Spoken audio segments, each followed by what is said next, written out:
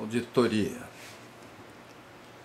Nós estamos vivendo uma fase no Brasil assustadora. Talvez nem tanto, né? Porque até nesses últimos 2 meses tenho lido bastante livros de Mário Vargas Llosa. E aí a gente vê de fato como a nossa política latino-americana é conduzida. Então a Operação Lava Jato está aí para, quem sabe, ao final, demonstrar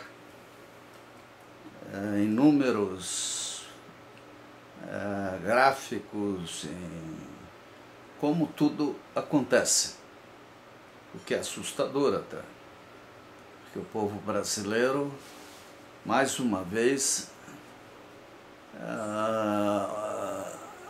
sonha com regimes fortes, que foram ilusórios, de modo geral.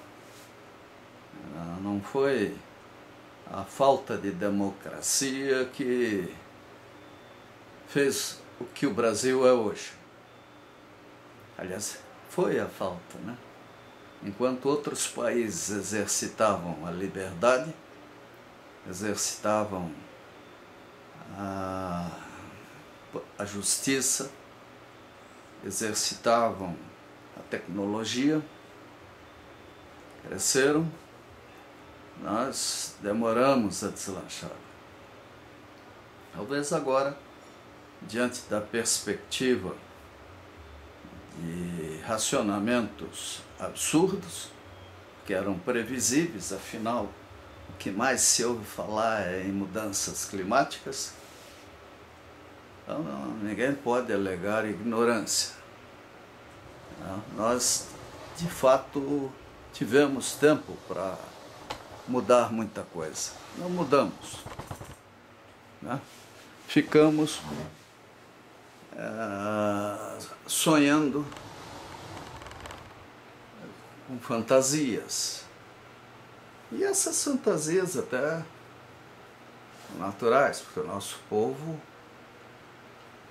vivia num nível tão baixo que até incomodava. Quando meu pai quis que eu fizesse engenharia em eletrotécnica, eu tive que sair de Blumenau, de Santa Catarina, estudar Itajubá, porque não existia universidade, escola, engenharia em eletrotécnica em Santa Catarina ou no Paraná. Tinha no Rio Grande do Sul, tinha em São Paulo, Rio de Janeiro, talvez, tinha Minas e talvez em algum outro estado. Só que o mercado de trabalho era tão pequeno que os cursos, normalmente dessa área, eram amplos, para que o profissional pudesse achar uma forma de trabalhar. Só quando, lá pelo final dos anos 60, no início dos anos 70, criaram as grandes estatais, é que o engenheiro começou de fato a ter trabalho, e aí as escolas se multiplicaram. Mas paralelamente surgiu uma lei idiota impedindo que as nossas universidades contratassem professores estrangeiros. Quer dizer, é um negócio meio hediondo, né?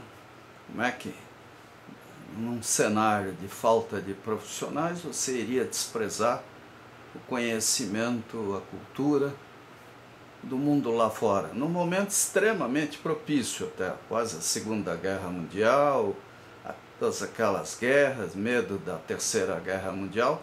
Se o Brasil tivesse aberto a fronteira para professores estrangeiros, hoje, com certeza, a nossa história na área de engenharia seria bem diferente.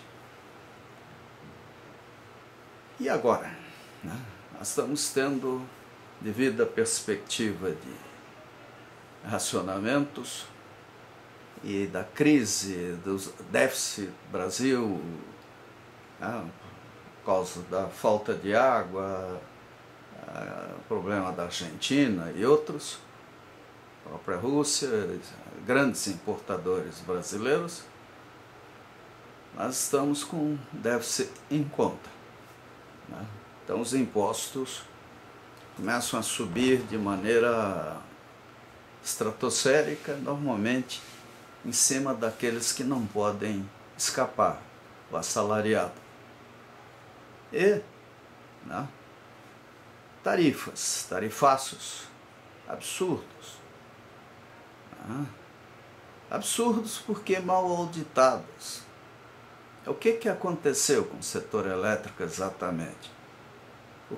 O que aconteceu na Petrobras nós sabemos. O que aconteceu com nossos sistemas de transporte coletivo urbano, as empresas de aviação, etc.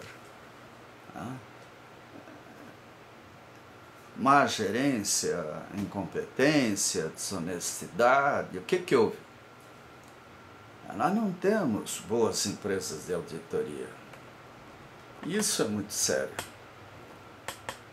Por quê? Porque nós estamos dentro de uma lógica de privatização até. Né? Isso não quer dizer que as empresas estatais ou autarquias não devam ser auditadas, devem. Nós não temos uma estrutura consolidada de fiscalização. Quando as agências reguladoras foram criadas, um dos objetivos era esse, mas elas sofreram contingenciamento de verbas. A ANA, Agência Nacional de Águas, teve podada a maior parte das suas possíveis fontes de receita. O resultado, né? Saneamento básico precário, água de qualidade suspeita, né? E agora também os apagões, o potencial de apagões. Que só não é maior porque tem indústria parando e vendendo a energia que tinha para uso próprio. Até a Petrobras agora virou fornecedora do setor elétrico. É óbvio que essas usinas operando, elas sofrem desgaste, né? E são fontes eventualmente muito caras. Então, o planejamento, onde é que estava? Ou foi um planejamento acadêmico? Quando o setor elétrico passou por remodelagem, eu me divertia vendo as lógicas, mais 3, mais 5, como se fazer uma usina, uma subestação, fosse tão simples assim. Aí o cara pega, decide fazer, em 5 anos está pronto. Nós temos aí uma tonelada de exemplos de grandes usinas que atrasaram muitos anos, no Brasil e fora do Brasil. Porque os eventos é uma coleção monstruosa de detalhes que tem que funcionar. Qualquer erro para tudo. Quer dizer, fazer uma hidrelétrica não é que nem fazer um estádio de futebol. Tem uma grande hidrelétrica, tem compromissos muito grandes, inclusive ambientais e tecnológicos, né? Até por razões simples, né? O mesmo aço que você faz uma PCH ou coisa assim, você usa para fazer uma máquina grande. Então os materiais começam a chegar ao limite, né? Como vimos na época essas usinas que a Copel fez. O rotor de um grupo gerador da usina Foz do Areia, não sei qual o nome dela hoje, pesa 1.100 toneladas e aquilo gira 100 e tantas rotações por minuto, uma folga de décimos de polegada nos mancais. Então não é coisa para principiante. E aí a gente vê esses programas de aposentadoria voluntária, coisa assim, o desprezo pelas pessoas experientes. Quer dizer, o Brasil tem sido governado por gente que não sabe o que é engenharia. A legislação feita é infantil. A Lei 866, ela expõe o Brasil a um risco colossal. Ah, porque está no edital. Mas quem é que analisa direito o que o edital diz? Então nós não temos estrutura de avaliação técnica. Não. Isso é caro, é grande. Para uma empresa fazer isso tudo, fica pesado, ainda mais com a pulverização das concessionárias. Nós teríamos que ter, ou do Brasil, fazer concorrências internacionais até, seria o ideal, para atrair para o Brasil grupos que tenham capacidade de ver desde a urna eletrônica usada nas nossas eleições até a tarifa do ônibus, de energia, da água, do lixo, do esgoto. Nós estamos pagando o que devemos pagar? E como é que está o planejamento dessas empresas? O que está acontecendo em São Paulo é inacreditável. Porque os reservatórios não começaram a baixar agora, não. Já faz tempo que eles estavam sinalizando, pelo que a gente ouve aí, que o sistema estava meio no limite. E o que fizeram? Agora, soluções existem. Os petroleiros transportam petróleo. Está na hora de começar a transportar água. O Brasil tem lá a foz do rio Amazonas, lá, jogando 200 mil metros cúbicos de água por segundo no Oceano Atlântico. Mas a água é ruim, tem isso aqui. Aí vem o saneamento básico, vem a filtragem, vem tratamento da água. Como eu vi uma especialista numa reportagem aí que esteve falando sobre a cidade de São Paulo, a Universidade de Stanford, que é uma das melhores do mundo apenas, quando nasceu a Google, que ela não entende como uma cidade atravessada por rios, no caso do Tietê, Rio Pinheiros, etc., tem que buscar água tão longe. Onde é que está o tratamento de esgoto?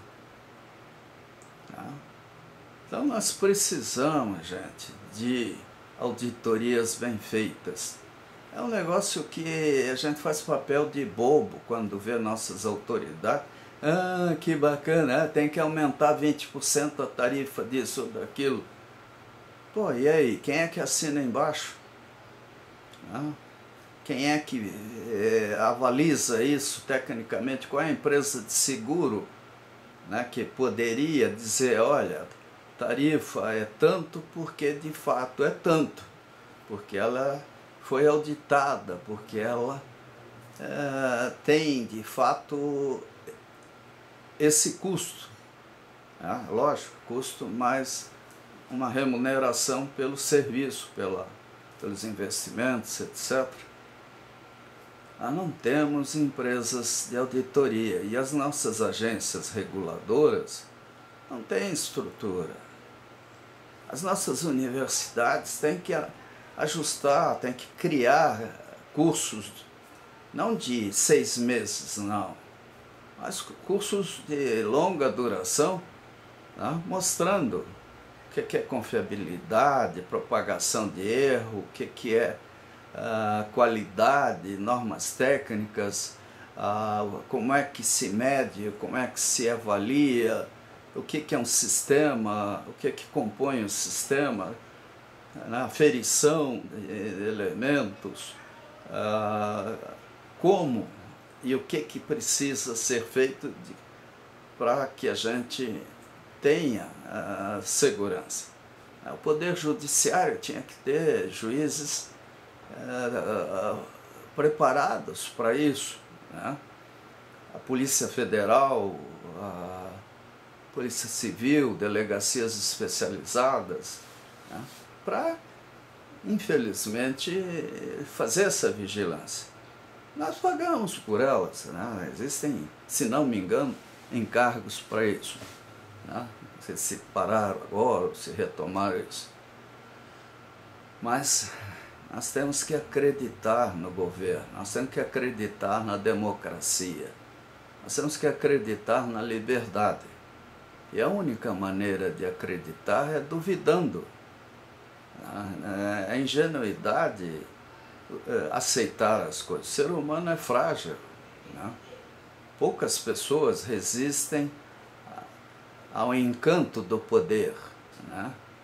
Às mordomias, às facilidades que aqueles que querem ter benefícios oferecem, dando tapinha nas costas, beijando, cumprimentando, bajulando a família e coisas assim. Quer dizer, isso o auditor, o fiscal, a pessoa que se engaja nesse tipo de trabalho tem que ter uma personalidade própria, adequada, tem que ter seu imposto de renda público, tem que ser avaliada rotineiramente, ela e familiares, sei lá, para ver se não está havendo alguma perversão. É de doer, gente, a gente começar o ano de 2015 sendo tratado até como bandido, né? Só falta as autoridades dizerem isso. A culpa é de vocês, né? Chega, né, gente? Vamos reinventar o Brasil, vamos refazer isso aí. Felizmente, alguns políticos têm usado as redes sociais de forma adequada, mostrando isso. No Paraná eu tenho orgulho de ver, até satisfação de ver o senador Álvaro Dias aí falando, né? Chamando atenção para essas coisas. Mas em cada estado, cada cidade, nós temos pessoas assim. E experientes, né? Pessoas que ocuparam cargos, que conhecem o lado da iniciativa privada, o comportamento do poder público, que sabem onde está o pulo do gato, né? Não adianta pegar um garotão aí e dizer, você vai fazer isso, fazer aquilo.